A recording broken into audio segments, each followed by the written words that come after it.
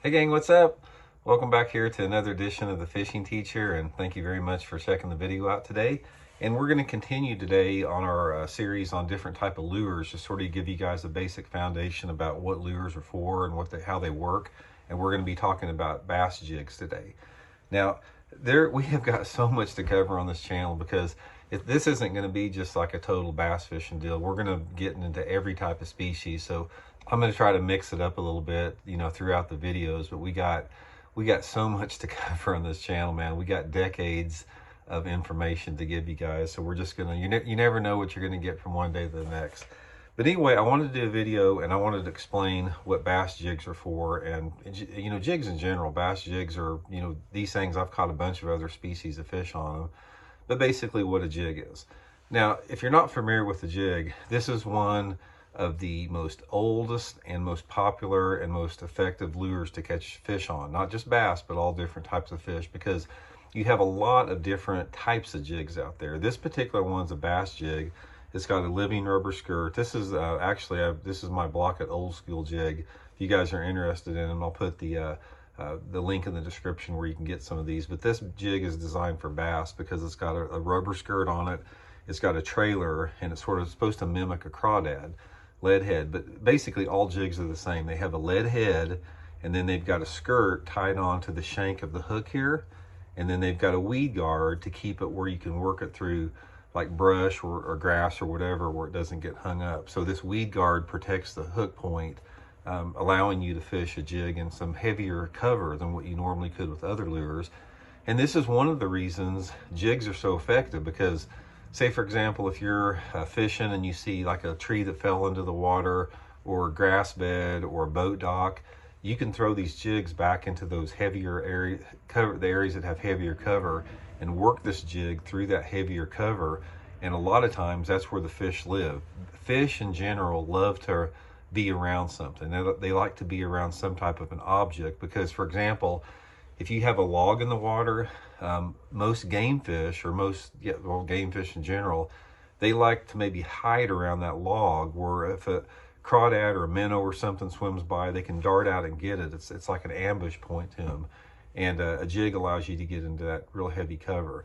Now, bass jigs, there's a lot of different sizes. This one here is a 5/8 of an ounce, but they come in, quarter ounce, 3/8, half ounce, 1 ounce jigs.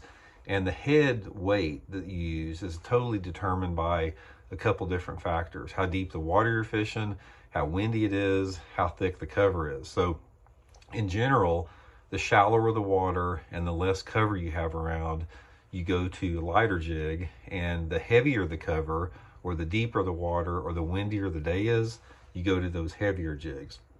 The colors are sort of the same. Jigs come in a wide range of colors. This is a black and chartreuse one. Here's a brown one. You can see the difference. And in general, what you want to do is you let your water clarity dictate the color you want to use. If you're fishing in dirty water, say for example, water visibility that you can only see down less than 12 inches of visibility, sometimes a dark jig works better because it silhouettes better in that darker water. And in the clear water situation, sometimes like the browns and the greens work better, because the water's clear, the fish can get a better look at it. It looks more natural in the water. Now the trailers also, most all the time you're using some type of a trailer. This is just a plastic chunk called a Zoom Big Salty chunk.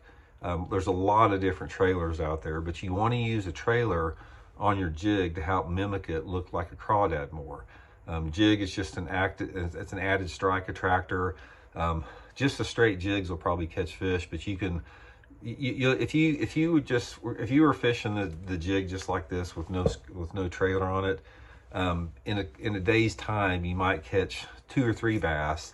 But if you have a trailer on it, you might catch 10 or 15 bass. It's just an added strike attractor to that. But anyway, guys, that's just a quick tutorial on jigs. Again, there's a lot of different types out there. This is a live rubber. They make some silicone colors that are more white, a lot more different color options on it. Some people use marabou, some people use bucktail, a lot of different elements to it. But that's basically what it is. A jig is a simple lure. It's a lead head, it's got a hook, it's got a weed guard, and it's got a skirt. And it's designed to imitate a crawdad. So if you eventually, you know, if you're in like a bass angler wanting to get better and learn more about bass fishing, you're going to have to incorporate jigs into your arsenal. They're just an outstanding bass catcher. And if you want to refer to some more advanced videos, my other channel, Intuitive Angling with Randy Blockett, we have a lot of videos on jigs with that. But I just wanted to give you guys an intro if you didn't know much about it out there. So again, guys, thanks for tuning in, and we'll be back soon with another tip. See you.